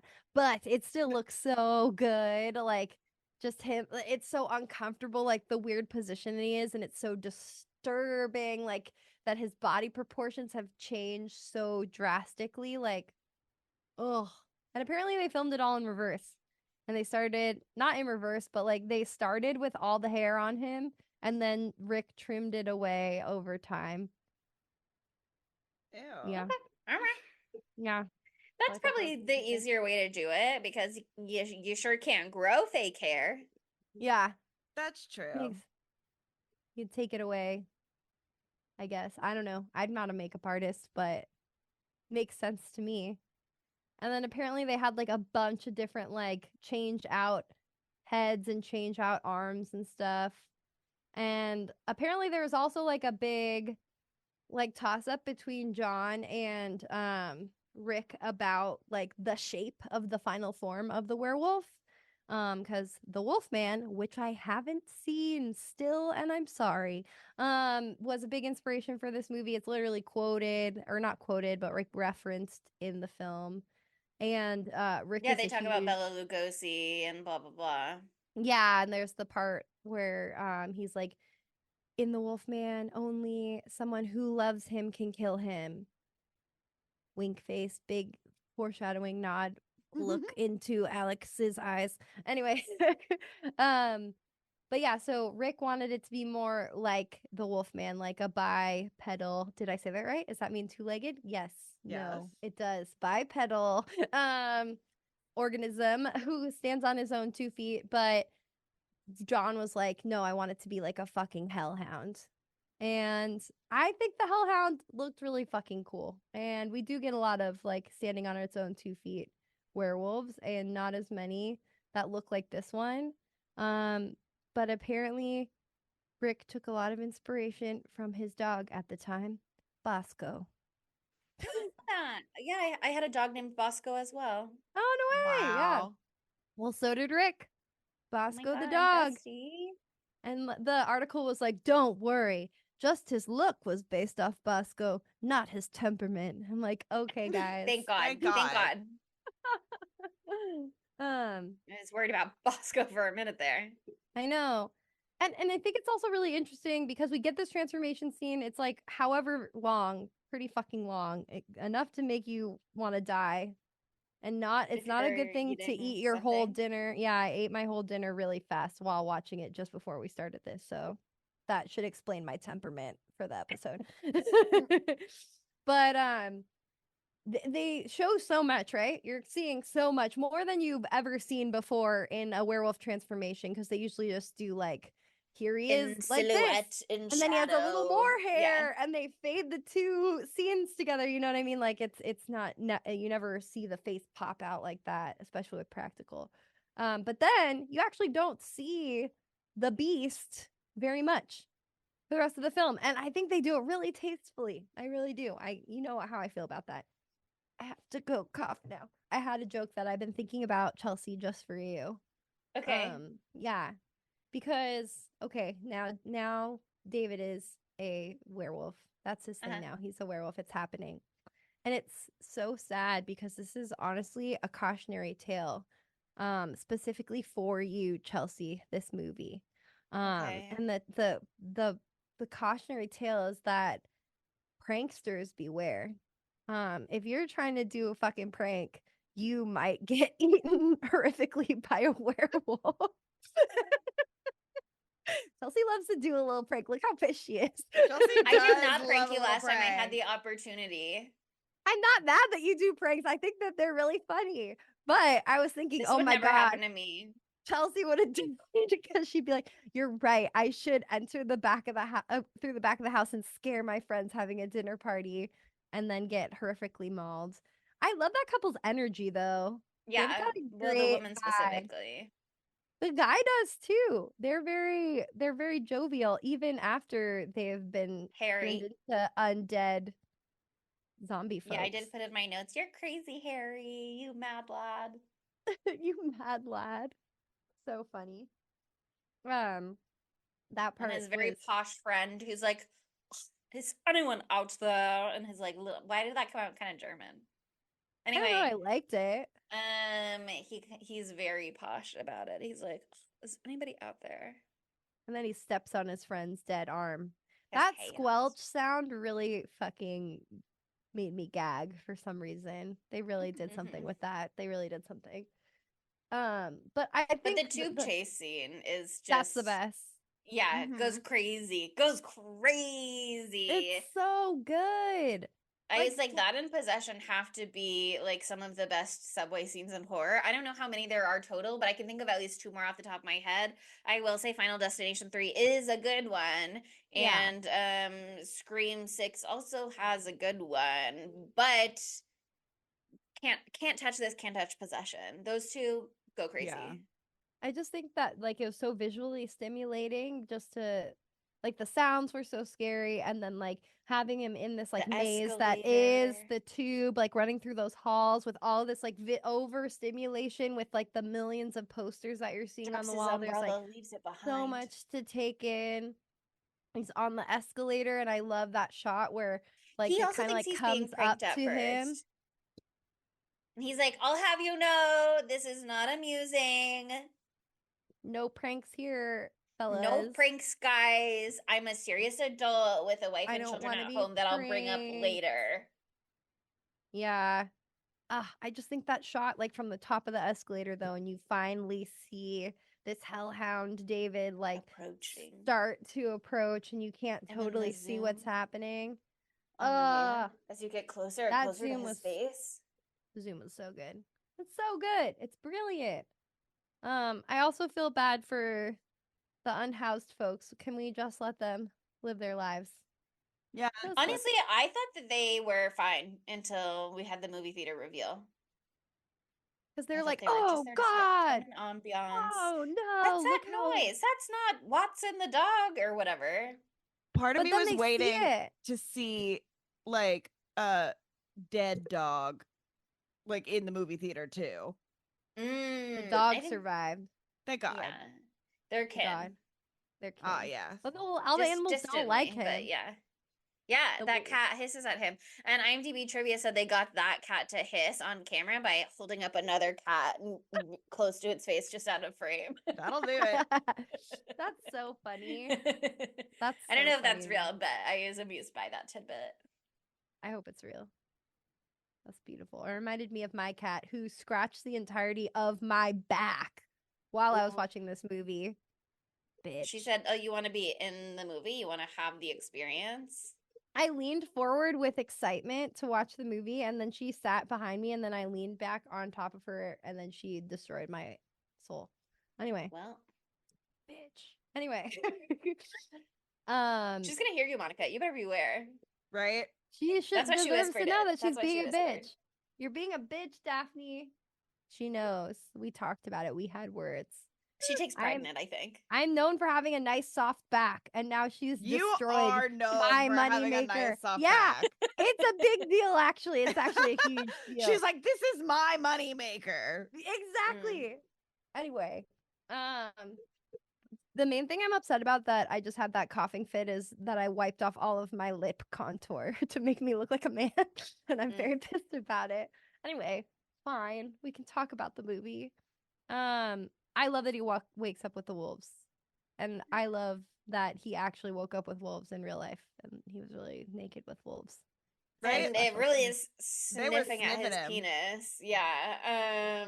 Really dangerous. They love him. To me, IMDb trivia said that the only assurances that he was given on set were that the wolves had just eaten, so they're not hungry.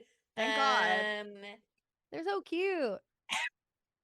I don't think that I would want to be full naked around real wolves, even if they had just eaten, you know what I mean? I have done like wolf walking in the past where like I went to like a wolf sanctuary and did community service walking the wolves. So I suppose to some degree I felt perfectly comfortable being around wolves, and why should being in the wolf but you didn't have your enclosure tits be out. so different? Yeah, I didn't have my tits out, or any Next time other you should have your body tits parts out. or genitalia. I'll give it a try. See if I really want to commune with See nature. if they're Google nude wolf walking. Yeah. Nude wolf walking. Nude wolf walking. Is it actually better for the wolves? Do they feel more at home if you're Right? naked, because it's like we return for our earlier primitive times when they were first being domesticated. Yeah, you just like yeah. You're vulnerable with them. They're vulnerable with you. It's really beautiful. It's actually We're the both only naked. way to walk with We're all wolves. naked. Or everyone's naked. It's a nudist wolf colony. I bet that exists. Probably. We're gonna find it. Still a little scary. Still a little scary. That whole like it's just this movie is so funny because it's like something horrific just happened. There was some like legitimately scary shit that literally just happened. And then it's like the most slapstick hilarious And then he's like, series of nude comedy gotta you've steal ever these seen. balloons. He. Have you ever heard the one about the American balloon thief? That one was so funny. And Got him. Got him good. Stole the jacket when he runs into the lady with the fur coat too. That's funny. And then that fucking shot of all of the people in line for the bus's shoes, and then it's like his naked full legs, and he's just like talking about the weather to everyone. Hilarious. Lots of weather we're having. Right. So funny. I personally loved after they've had the interaction with the taxi cab driver, who reveals that there have been horrendous murders and attacks happening last night by some sort of wild creature, and he like gets out and runs away, and then he's trying to get arrested. The string of things that he says to try to get arrested, that show was hilarious, are wild. What I love that's like the worst. Queen Elizabeth is a man. That's the worst thing he can think of. He's like, how do I gotta besmirch the queen? I don't. F-slur. Yeah, it's F-slur January, baby. Winston Churchill was bullshit. Shakespeare is French. That one I thought was really funny. Shakespeare is French was so fucking funny. Fuck shit, cut shit. Yeah, I mean, he just he's going off. He's like, you won't even arrest me for that? That's crazy. I and said that girl was like, it's French, fine. And you're gonna let me walk away? They still have free speech. Yeah. Go in front of Buckingham Palace and say shit about the queen and the prince, and then maybe we can talk. But yeah, maybe this one is of just those guys in the furry hat will get there. He doesn't care. He's just like, go home, crazy. Go back to your girl. He's like, I'm literally busy. Ugh. I think also Alex like did not understand like the full extent of what is going on. She's like, "Oh, he's so silly and flirty this morning. Ha ha ha, doctor. Don't worry, it's fine." And then it's like he's having a psychotic break at the very least. At the very least, he's having a psychotic break. But I will say, I understand her perspective in that her boss, the doctor, is being like, I'm jumping to the conclusion that he must believe that he's a wolf because everybody else in this town believes that there's a werewolf and that he was attacked by a werewolf and that he will be a werewolf. So he must also believe that, and then he must be behaving accordingly. And from her perspective, she's seen him. She knows that he just went through a horrible trauma. She knows that he's like, my dead friend was just in the room with me and I was talking to him and I think that I'm a werewolf. But she hasn't really seen that lead him to behave erratically or anything. Like he is like, I just talked to my friend, but he's like not doing anything. He's behaving calmly. He's not like waking up screaming or, you know what I mean? Like from what she's seen, she has more reason to not fully appreciate the weight of the doctor's concerns, the weight of David's concerns. She doesn't have that insight that we as the viewer have. But yeah. And also I think she just like didn't like he does have this kind of strong moral compass where the second that he thinks he's done anything wrong, he's like, I need to get arrested. I need to be locked away. I will literally run down the street to get away from you because I can't be around you because I'm gonna hurt you. Like he doesn't want to kill himself no matter how many times Jack is like, I think you should kill yourself. He's like, what if there was literally anything else?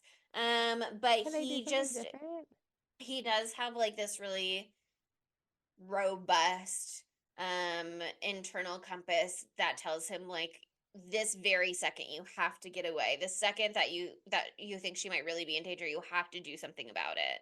And all he can think to do is escape. Yeah. No, I mean, I think that's just part of the reason that like I think their love story is believable. Yeah, it's whirlwind and it's crazy and it's not necessarily it's not the least problematic thing I've ever seen, you know what I mean? Like the power people did dynamics this are in the 80s a little bit. But people should do it now more. But I think it's very sweet too, you know, like she cares about him because she sees him, he's in pain and he like feels safe with her after his whole life has been uprooted and he's in a different country and he's injured and his best friend's dead and everything's different now. So I think that it is lovely and believable in that way, and it makes the rest of this movie extra sad. But of course there has to be 15 other things that are preposterously hilarious before then, which is I forgot completely about the sex theater. I forgot that his second transformation is in the horny sex theater. 100% I forgot about that. And the porn is and so I was funny. The porn is so fucking funny. Oh my god. That the guy walking in. That walks in and she's like, do I know you? Oh, wrong group. Oops. He like literally you made like promises to me. Oopsies. I'm making promises to you. I'm not talking to you. I don't even know who you are. Oops. Okay, bye. Oopsies. What? And then there's like another part later where she like picks up the phone. Hello? And it's like also like a wrong, like it's just like a completely pointless thing. Oh my god, it's so hilarious. And I think too, like when he finally starts transforming and the one other guy, there's like 3 other guys in the theater who are not undead people, and he comes up and he's like watching him as like David's like he literally thinks he's like having a crazy orgasm. I think that other man thinks David is having like a crazy orgasm in the sex theater and is creepy watching him. He's like, I'm just gonna where did look the sex at theaters you. go, by the way? How come that's not still? There is people can watch one adult theater in Hollywood. I have never been, but I've driven past it 4,000,000 times. And we've always talked about going. Tiki Next Tiki time I'm in town, we're going. adult theater. The sign says para adultos, so I think it might be Spanish language and Tiki even better. themed. Let's go! I'll get on my Duolingo right now. I'll make Taylor translate everything they're saying. I'm gonna learn Spanish through watching Spanish language porno at Tiki Adult Theater. There we go. That's how we're learning Spanish. That's put it on the list. It's how you do it. That's how it's done. So funny. I need to go there before my trip to Mexico. But yeah, they exist. They're few and they're far between, but they exist. But yeah, that transformation scene when his nails are like bursting through his nails, and when he's talking to that guy and being like, "Get away! Like leave, go!" and that guy's just like, I don't know. Seems like a pretty cool orgasm "Seems you're like having right something's now. happening over here." Yeah. Bad way to go. I also really loved, skipped over it, but when all of the undead people from the night before come to confront him and they're all hypothesizing about ways he could kill himself. Hilarious. Oh, Very with the dark. dull funny. like knife in the phone booth. In the phone booth. Oh, Yeah, that's it's like, what what are you he's gonna do gonna- that yeah. little Swiss Army knife, girl? Yes. It's I a was like, dull I can Swiss tell- Army knife. And he's Very sweet that going he called his family to say I love you and goodbye. I know. And he talked to his sister and he's like, "What do you mean mom and dad aren't home? They never left me alone." Yeah, But also man. too, They love a phone interjection in this movie because there's that one, there's the porn one, there's the one earlier where the police go to the doctor's office and whoever calls for him and he tells the secretary like, "Tell them I'm dead, like tell them I've passed away." Everybody's being dramatic. They love to just do like a Also- little one-sided bit. he was swimming across the river and not up the stream. He was gonna get nowhere. This is a fake suicide attempt for attention. Oh, I was like, when was he swimming? But I know what you're talking about. He doesn't know. He's not suicidal. True. He was never a teenage girl. He's He'll like, never this know. is not my thing, but I'm gonna try to give it a shot. No, I literally saw that part and I was like, this boy has been happy up until this point, and I'm happy for him. But anyway, never. He's never even seen media about it. Like, that's how young and naive and sweet he is, which makes it all the more sad. Imagine if he'd seen The Craft. But where Bonnie's like, "Oh, you did it the right way." The slapstick comedy element of this like fucking shit show that ensues after this second transformation, another thing completely forgot. Oh my god, so many people die. This is it's such a crazy Thanksgiving, Black Friday crush trample scene. But like that's way the chaos better. level of the cars all crashing into each other and someone getting And like people thrown through a flying out the window and then run over from the immediately bus run and- over. Oh my god. So like probably like 10 people died just from him the pileup. busting through the door. Yeah, I mean, with the double-decker bus spinning out, things are gonna go real bad real quick. Oh my Yeah. god.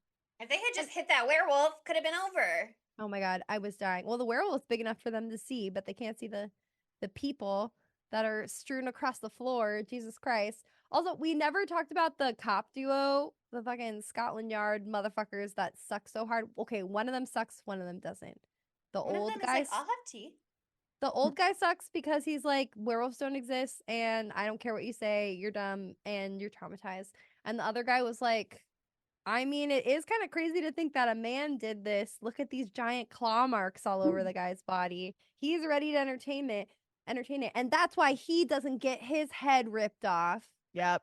If you That believe was in insane. magic, if you believe in paranormal things, you might get to keep your head. But if you don't, gone. It's over, buddy. Rip it You're off, throw it cooked. across. If you can't even acknowledge the world in which you're in, you're simply not prepared to survive it. Exactly. Exactly. But I also loved when they'd have the David the werewolf cornered in the alleyway and they've got all the cops lining up and then Alex just like bursts through them and like 20 of them go tumbling down. She just That was so funny. she fully takes has them all the down, power. bowling pin style. And like, see, that's the thing for me. This movie like goes from like the hilarious, insane gore story. Okay, whatever. A gore There's story? balloons now. Gore The story. balloons are relevant. The balloons. The Have you balloons ever are seen An relevant. American Balloon Thief? Yeah, exactly. That's why I did that. It was Give me 2 intentional, pounds just like right the now, George That thing. Monica. is about to be very safely hidden. Exactly. But anyway, it's like hilarity and insanity and gore and scariness happening, and then like immediately, it's for me at least very sincere when Alex runs through and puts her life on the line and like goes up to Werewolf David. To be I'm like, "I girl, need you're to fucking help." dumb. But anyway, Yeah. she's an idiot, but she's in love and she loves him. And like that look in his little eyes. Oh, I know. He has that the little look in recognition. the recognition. And he starts, maybe he's gonna lunge, maybe he's just gonna walk up. He's just started to move a little bit. He's probably gonna lunge. He's gonna And lunge. then immediately dead. And then it's like bum bum diggity dang dong dong.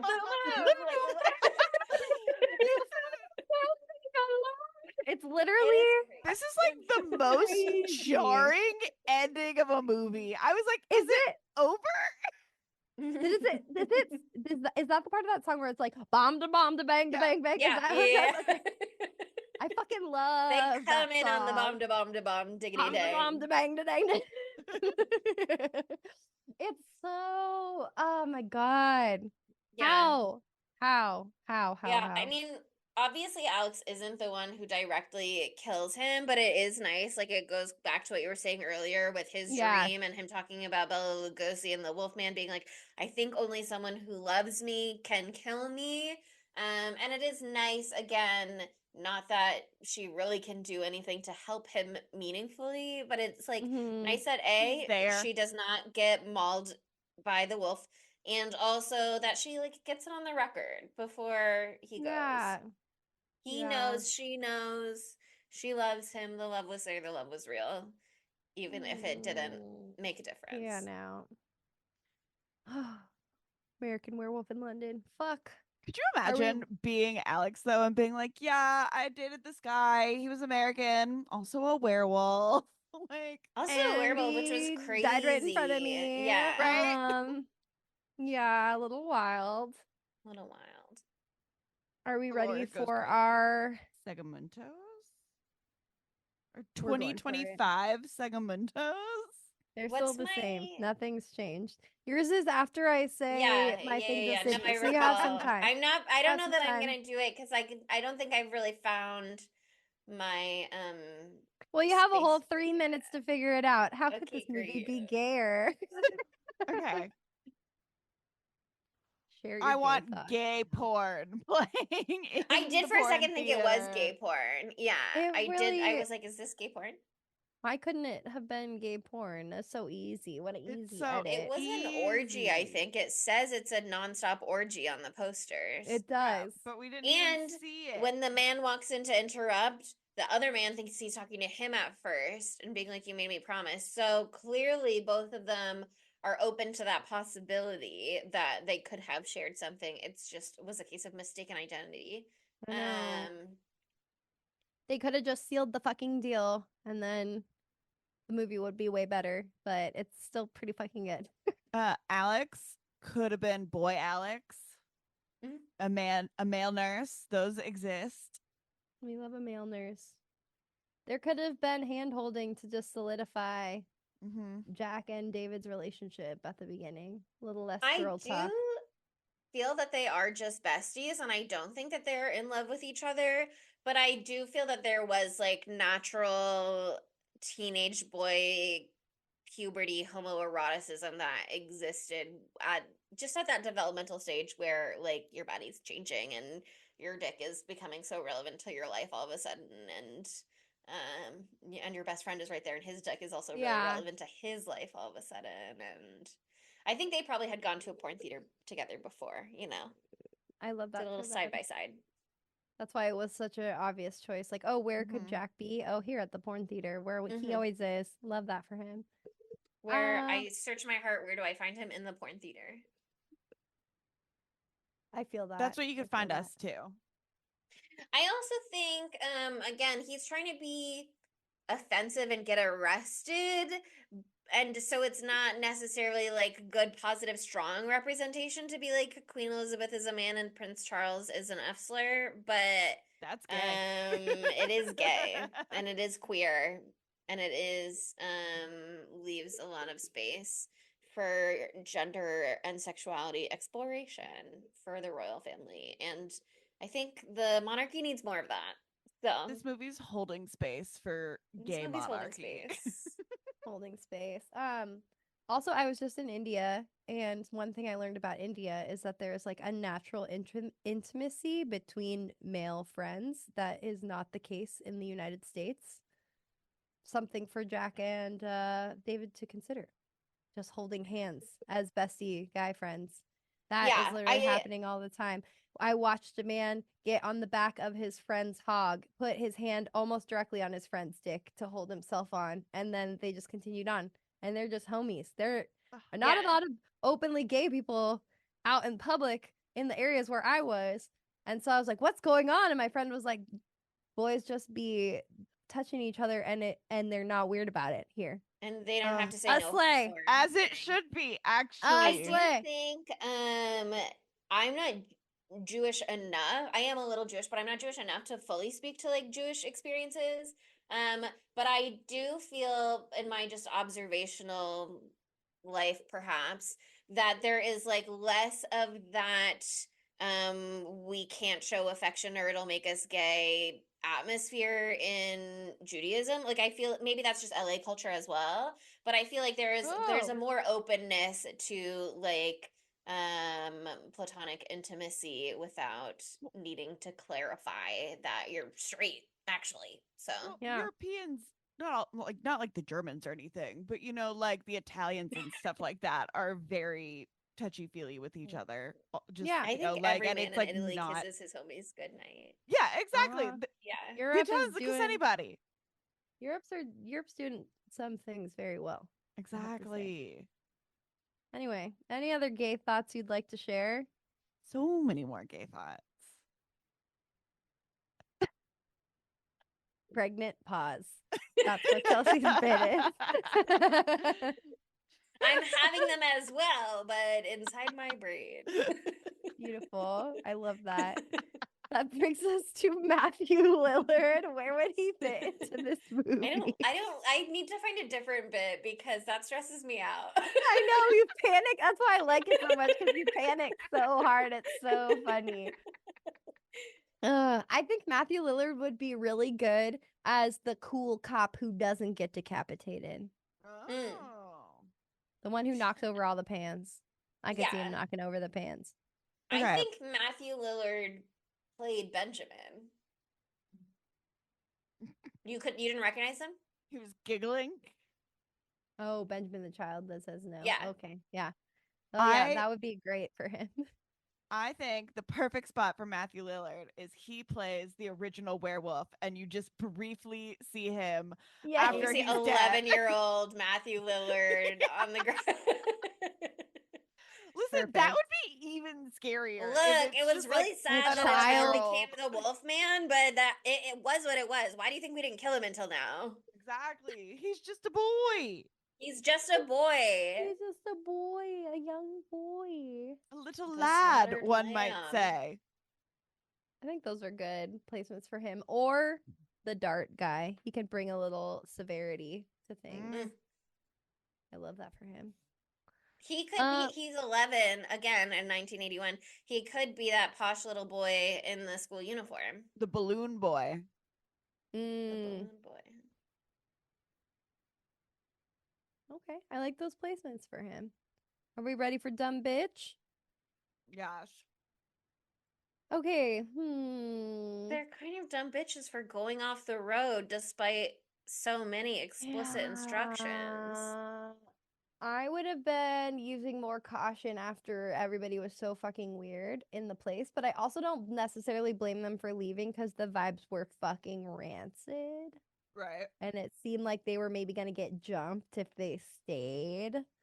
Yeah. I think the dumb bitches could possibly be Mr. Chessman, who's like, let them die, and if it's murder, it's murder. That was pretty fucked up. He didn't have to say, just hey, let there's them werewolf. Stay in the pub. He could be like, hey, man, it's not putting you in danger.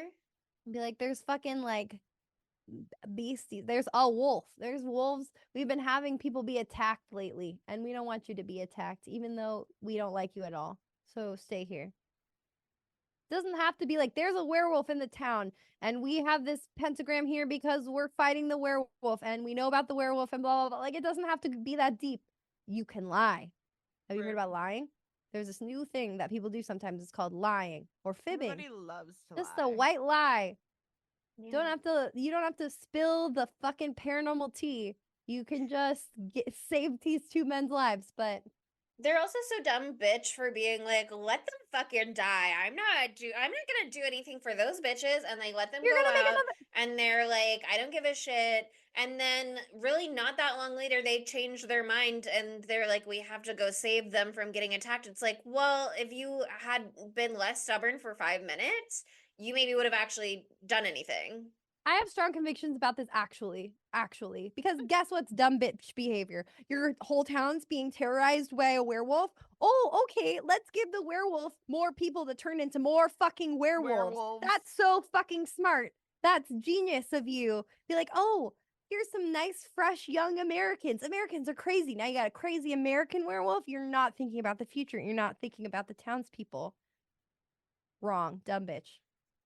I'm actually very passionate now. And then also they just ship him out because the doctor, Dr. George, with Jay, is like, they told me he wasn't treated anywhere before he came here to London, which is far away from the moors, I assume. Yeah. They told me he wasn't treated, but he came to me all wrapped up and bandaged and such. So it's like, well, also George is deserving a nomination then, because like, what do you mean they told you he wasn't treated, but he came to you treated already? But also, yeah, again, that point, like, they knew he'd been attacked by a werewolf and would become a werewolf, and they just said that's gonna have to be London's Let's bring him problem, to London, as though, where there's way more, like, fucking population density, so more people can die or become werewolves.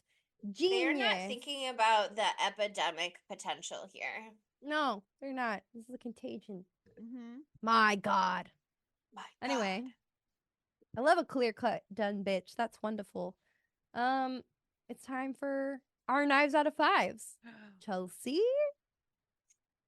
I was kind of surprised to see some of these numbers because I just assumed they would be higher. But on IMDb, this movie only has a 7.5 out of 10. Not that that's bad, but I assumed it would be higher than that. That said, on Rotten Tomatoes, it is better. It has 89% fresh from critics and 85% fresh from audiences. But again, I thought it'd be a little higher than that. But again, it did win the award, the first Oscar for Best Makeup. So that is an accomplishment. And at the 1982 Academy of Science Fiction, Fantasy, and Horror Films Awards, it also won Best Horror Film, as well as being nominated for Best Actress for Jenny Agutter, I don't know how to say her name, but Nurse Alex, nominated for Best Writing for John Landis, and it also won Best Makeup for Rick Baker there as well. Okay, this is not necessarily the appropriate time for this, but you said that lady's name and it reminded me of something. So Jenny Agutter, however you want to say her last name, we do not know. Who was the nurse Alex Price. This is a quote from David Naughton, who plays David, the main character. He said that Jenny was a class act. I'd been a student at the London Academy of Music and Dramatic Arts a few years before and had a total crush on her, having seen her play the stable girl and Equus at the Royal Court Theatre where I'd been an usher. That's the Naked Horse movie. Yeah, I think so. It's, or maybe not. It's EQUUS. That's Accused. That's how you say. Oh, I thought there was an I remember when Daniel Radcliffe was in it and was naked. More nudity. Anyway, I just think that's really cute that he had a crush on her in the past because they had really great natural chemistry. So makes sense. Naked fun fact. Love nudity. Tell me. David Naughton was a Dr. Pepper spokesperson before getting this role. He was in a bunch of Dr. Pepper commercials. And that is allegedly where John Landis saw him and wanted him to be in this movie. And then he lost his Dr. Pepper sponsorship because of all of the nudity in this movie. Oh, no. So he is no longer so family friendly. That sucks. That's not fair. And a lot of people have one. It's really no big deal.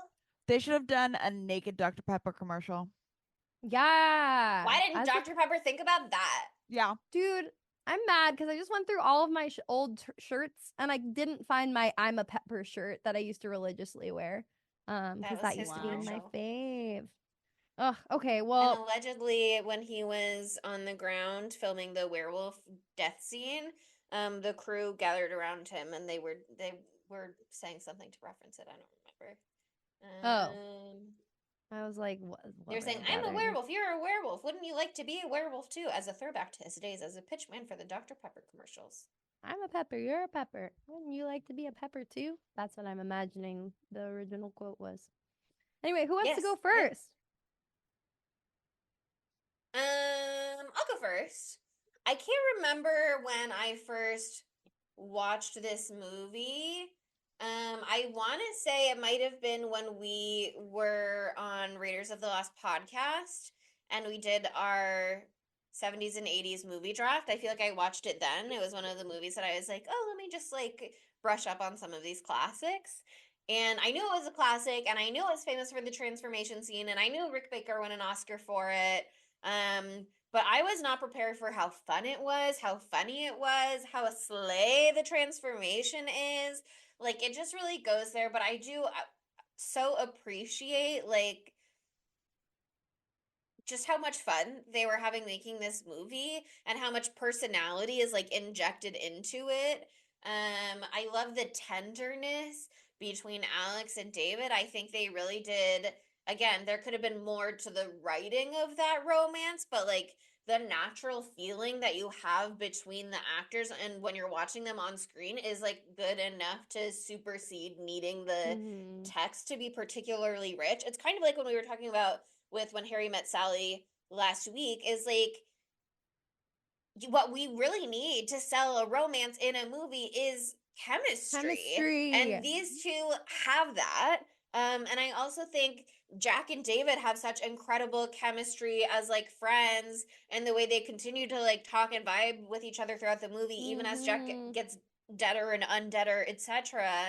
I just think that yes, it has a very abrupt ending that I can imagine might not strike the chord with some people, especially the huge vibe shift in the credit songs. But so I funny. think, which is such a bold choice. Smile copied that. I know. I was thinking about that earlier too with the lollipop. And so did Barbarian. Barbarian, it felt right there in a way that like Smile was like almost like an in-joke for the people making the movie more than like anything that the audience could really appreciate. Obviously in this one, it is something that the audience can appreciate because it goes back to we're only doing songs with Moon in the title for the soundtrack. And it's the song. Right, it's the song, and they started with Blue Moon as well. You know what I mean? Like it just like it felt right. It made sense. It was a little jarring, but like I said in the beginning, it kind of is a way to like bring you back instead of being like so emotionally bereft when you're leaving the theater by this tragic ending. You're reminded this is a horror comedy. It is meant to be fun. You're meant to have fun. You're not meant to leave feeling distraught. I don't know. I just think it's a fun little pin on it. It was a fun rewatch. I watched it with ads, which were a little like wonkily placed, but it is fun enough to like you're still like able to dive back in whenever. I feel like this would be a good movie to just like be browsing on TV if it comes up. I am gonna give it a very nice score. I think for me it is like I don't really have complaints, so I kind of want to just go balls to wall, give it a 5 knives. I think that's totally fair. Sid, do you want to go next? Yes. I'm going to give this a 4.5 out of 5. I wish Alex was a little bit more well-rounded. The ending, again, but like this movie is fun. This movie is nostalgic. This movie, practical effects, fucking slap. Like this movie would be something so like this movie just influence is like so many other movies, right? Like this movie is the literal blueprint for horror, right? And It's so good. Taylor and I had the best time just like lounging in bed watching it and all this kind of stuff. And you're just like, yeah. And it's like right at a tight 90, which I love. I love. It's beautiful. Yeah, I mean, for me, I'm gonna give this a 5 out of 5 as well, Chelsea. And I fucking love this movie so much. Like, it really has it all. It has like legitimately terrifying moments that make you really uncomfortable. Body horror, which I fucking love. Like delicious, bright red, gory blood. Cutie twee British people outfits, love. Um, and also it's hilarious. It's so fucking funny, but it's also incredibly earnest at times. And it has like one of the it's like a romantic comedy as well. This is maybe a HoRoCo as you're trying to HoRoCo. HoRoCo. Yeah. A horror rom-com. Or if we're doing HoRoCo because it's or rom-com. Yeah. Rom-com. Yeah. HoRoCo. And then it sounds like horror too. HoRoCo is fun to say as well. Anyway, or horror rom-com if we want to be a little more long-winded about it. But either way, I was just like taken aback once again by how much of a fun romp this is. I mean, this movie, if this movie didn't exist, guess what wouldn't fucking exist? Thriller. Yep. The song would exist, but the music video was directed by John Landis and the makeup was done by Rick Baker. Like, Michael Jackson saw this movie and was like, fuck. Like, give me a little of that, please. Yeah, he was like, give me all of that. The red jacket is a nod to the red puffer coat, I am sure. There's apparently, like, the poster that says, like, see you next Wednesday is, like, somewhere in the Thriller music video. I saw that as a little factoid somewhere. Didn't fact check it though, so you watch Thriller and you tell me. But yeah, this is just an iconic property, and I have been waiting for the entire time that we've done the podcast. Actually, that's not true. The first year of the podcast, I hadn't seen this movie. I've been waiting since I saw this movie. It was at least 2 years ago, maybe 3, to do this on the podcast. And so I'm really glad we're starting off 2025 with a fucking bangerang, because this fucking rocked. But next week, we're continuing Werewolf versus Vampire Seasonal Depression Event, also known as WWVVSDE. That's the hashtag in case you wanted to know. And we're switching. We just did a werewolf movie, not a vampire in sight. And next week we'll be doing, you might guess, a vampire movie with no werewolves in sight. What? Yeah, I know. Whoa, it's crazy. How do you guys think that? You're so smart. Yeah, well, we told you before. We'd either do a versus or we would create our own versus with 2 separate movies. But who wants to announce next week's movie? I'm pretty sure none of us have seen it. I'll go. So one of you can do the one after that because I think that's closer to your hearts. Oh, yeah. But next week we are doing 30 Days of Night, which again, I don't think any of us have seen, but my understanding is that it takes place in Alaska where there's just no sunlight for those 30 days. So I imagine proper fucking feeding ground for vampires, you know? Also, isn't Josh Hartnett in it? Yeah, baby. Yes, Monica said that earlier and I believe her. It's true. I'm looking at it I don't right think she'd now. lie. I don't recognize a single other person. Just lying to us. I would never lie about Josh Hartnett. Well, we'll find out next week. It's so funny because there are so many like potentially incredibly cheesy Y2K vampire movies, and we're doing all of them. Can't stop, won't stop. Specifically, the Y2K that decade went fucking nuts on vampire shit, and as they should, it should never stop. But anyway, that's gonna be really, really fun. I'm excited, and we have a really fun lineup for this whole month of January, and then after that, we haven't planned it, so don't ask. I have plans for later in the year, so I have one movie planned for February. I have ideas for February. We've talked about February. I have some ideas too, but I have to see the movie first to see if they work. So we'll see. There's a lot of it. There's a lot of exciting stuff on the horizon. But anyway, it's a new year. and you still love us because you're listening to this right now, why not tell us in writing? Say it out loud with your computer keyboard in a 5-star Words of review on Apple affirmation. Podcasts. Yeah. You can give us also a 5-star rating on Spotify. You can write a comment on YouTube. We have 1 rating on Facebook. Did you know you could do that? You could. Now you Only if it's can. 5 stars, though. So think about that. And why not also follow us on social media? We're at spooky_Tuesday on pretty much everything except for Facebook and Tumblr, where we are at Spooky Tuesday Pod. Go to www.spookytuesdaypod.com. Did I say that? Sorry. And that's our website. Got a little lost there. Kind of forgot what I was saying. And it's beautiful and it's sexy and there's so much information. Oh, there's videos, there's graphics, there's things going on. It's wonderful. And also, speaking of videos, we're on YouTube looking gorgeous, recovering from illness, live on camera for you. I'm a man today, and that's exciting. I was just thinking that this time last year, maybe it wasn't this exact episode, but in January of last year, I also was a drag king to be Jacob Elord. Oh, yeah, for Saltburn. For Saltburn. So it's my annual drag king event. Well, you did drag for the Twilight New Moon episode. I also did that too, but I was also kind of girl Jacob. Yeah. Oh, yeah, we called you Jacob. My big drag moment was the fucking TikTok where I was Charlie. That was my big moment. I think about that mustache. Anyway, but yeah, you can see that. Oh, but you can see it on our YouTube channel. And I think that's all the things I usually say. It's been a while, so we're remembering. But at the end of the day, I have to say thank you so much for listening. We love you, and we'll see you next Wednesday. Wait, no, Tuesday. Just a little joke. A little joke. Bye, Spookies. Spooky Tuesday was created by Monica Height, Sydney Thompson, and Chelsea Duff, and edited by Sydney Thompson.